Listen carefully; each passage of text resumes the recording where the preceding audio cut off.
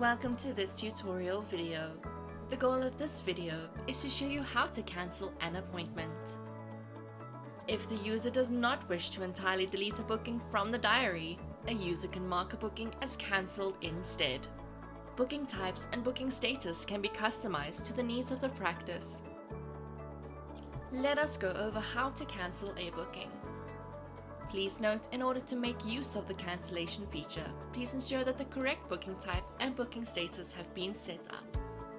For more information on how to set up booking type and booking status, please refer to the booking type setup and booking status setup user manuals linked in this video's description.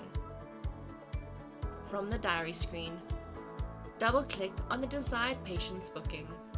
The Add Edit Booking screen will open. Click on the Booking Type drop-down menu and click on the Cancellation option. The booking status will automatically be set to cancelled.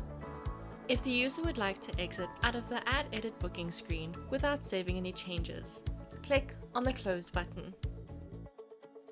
An attention pop-up will open advising the user that unsaved changes will be lost.